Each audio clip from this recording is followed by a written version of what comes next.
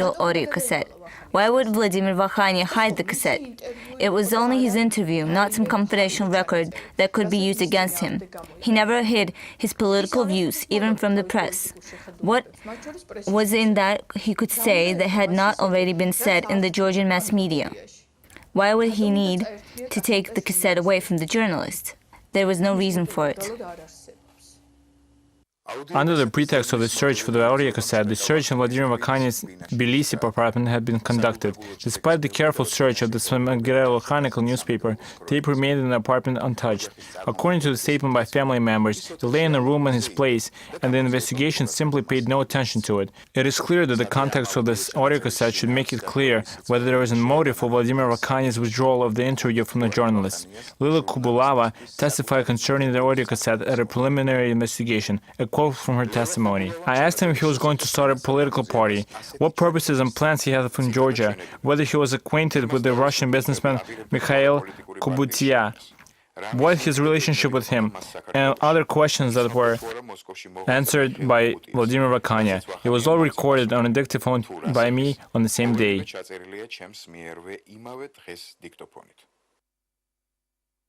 Pazla Vilova, who was present at the recording of the interview, said in a conversation with us that he did not hear this record. No, that day was recorded Vakhanya's interview late. Lila went home, and I went home too. Without listening to it? I personally did not listen to the interview. Lila probably was going to listen to it at home. We tried to listen to the audio tape, but because of the bad quality, it was impossible to understand the recording, which was actually confirmed by Lila Kubulava at the stage of the preliminary investigation. Quote from the testimony.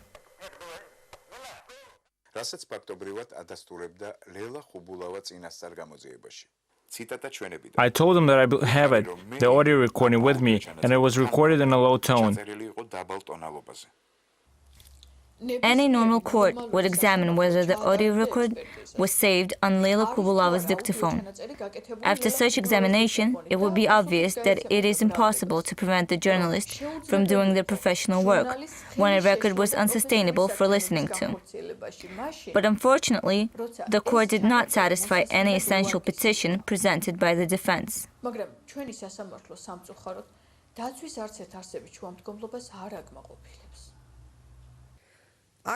There is one more detail. The police confiscated 39 audio cassettes as a result of the search, but it neither carried out the examination of these cassettes nor the inquiry concerning them, which confirms that the pretext of the audio cassette search was necessary to the police only to conduct the search instead of the protection of the journalist's activity.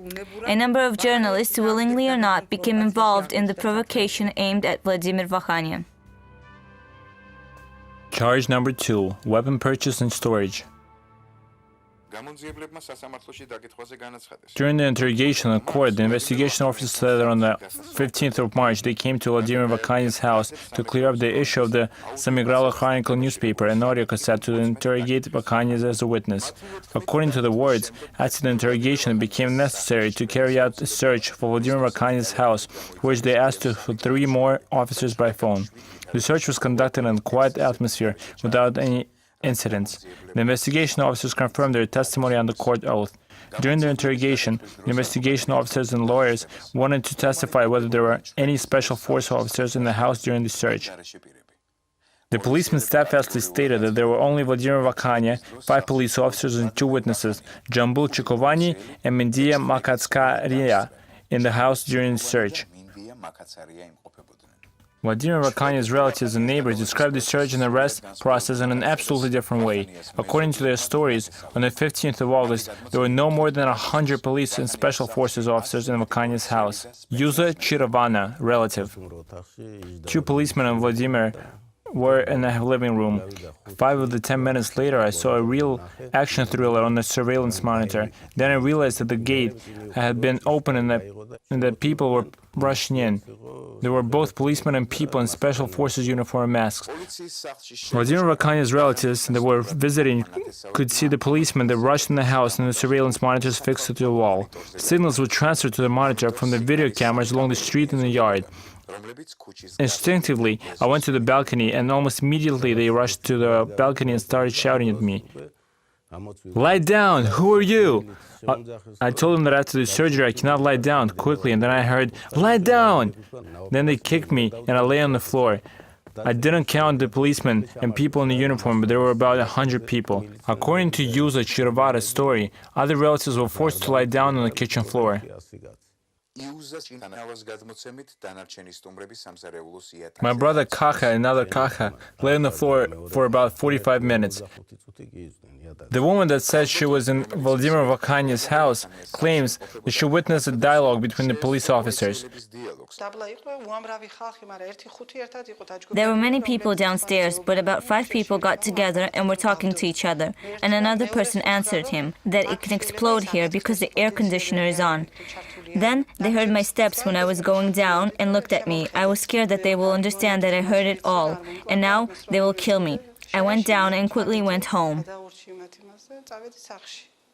One more woman eyewitness told us that she saw how the masked police officers brought the suspicious wrapped object to Vladimir Vakanya's house. When I looked that way, I saw a foreign car by the gate and an object wrapped in something black, about this long, that was taken out of it. I have no idea what was in it. A tall man in mask put it under his belt. Whose testimony corresponds to the reality? Investigation inspectors or Vladimir Vakhanya's neighbors? It would not be difficult to establish it with the help of surveillance cameras. However, as soon as possible, the police entered the house. They pulled the cameras out from the wall, then sealed it up and confiscated them as material evidence. A couple of months later, the equipment was returned to us, but according to the words of the Georgian experts, the record was artificially destroyed. Though by their words, there is a small chance of restoring this record. Therefore, we sent it abroad for restoration of the destroyed records. According to the case materials, during the search, the police confiscated audio cassettes, a personal computer processor, Vladimir Vakanya's records, various household objects, and an automatic weapon and hand grenades. On Vladimir Vakanya's demand, his neighbors were present as witnesses of the search. But according to their words, they were brought to the place of the search only 1.5 hours after the policeman rushed into Vakanya's house. Mindia Makatsaria, search witness. About an hour and a half after the arrival of the police in the house, they brought us. As soon as I entered the house, I saw the living room and full of policemen. Mr. Vladimir Vakhanya was sitting on the bench handcuffed.